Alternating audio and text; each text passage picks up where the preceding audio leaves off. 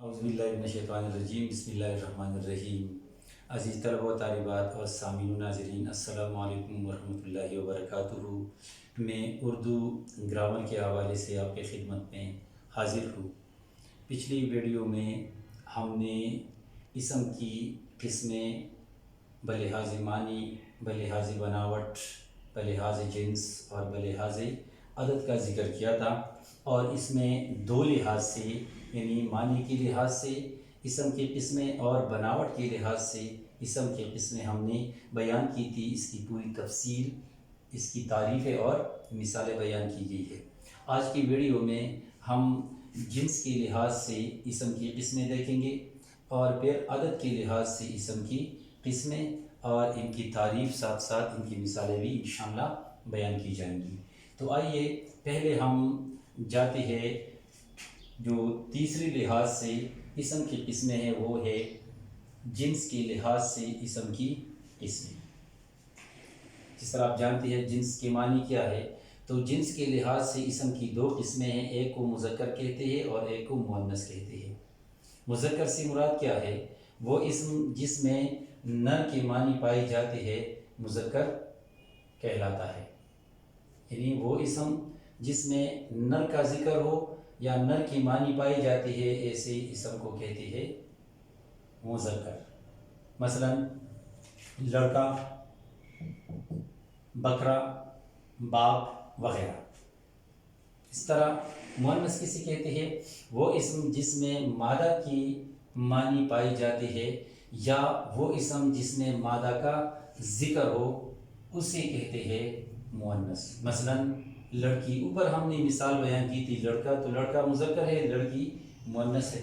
اسی طرح بکرا مذکر ہے، بکری مؤنث ہے۔ باپ کا لفظ مذکر ہے، ماں کا لفظ یہ مؤنث ہے۔ تو اس طرح یہ اسم جو جنس کے لحاظ سے ہے وہ ہے مذکر اور مؤنث۔ پھر اس کے بعد چوتھے نمبر پر آئیے دیکھتے ہیں کہ کس لحاظ سے ہے۔ یہ ہے عدد کے لحاظ سے اسم کی قسمیں۔ تو عدد کے لحاظ سے بھی اسم کی دو قسمیں ہیں۔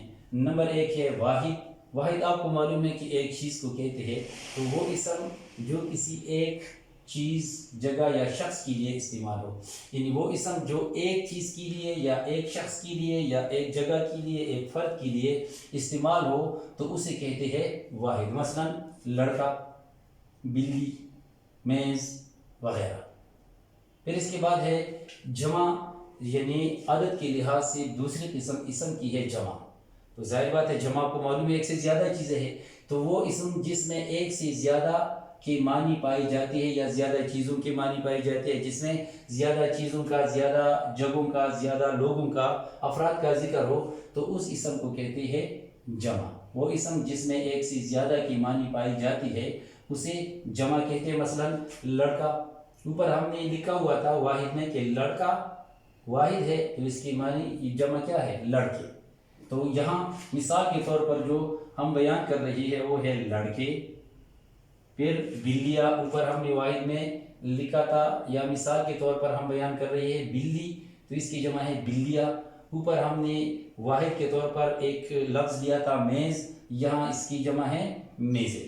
تو یہاں آپ نے ملاحظہ کیا کہ لڑکا واحد، لڑکے جمع، بلی واحد، بلیاں جمع، میز واحد، میزیں جمع وغیرہ وغیرہ۔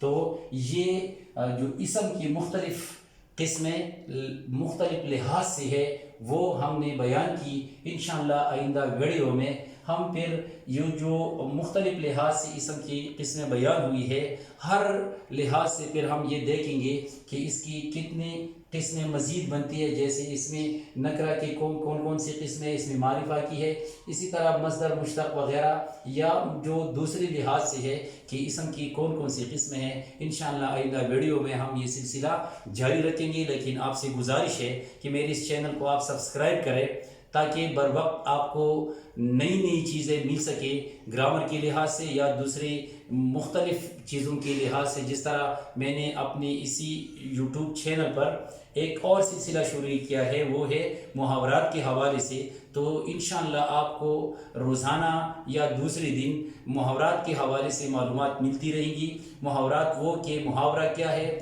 پھر اس کی تعریفیں مختلف ویڈیو میں نے بیان کی ہے اور یہاں پر موجود ہے، وہ آپ ملاحظہ کر سکتے ہیں۔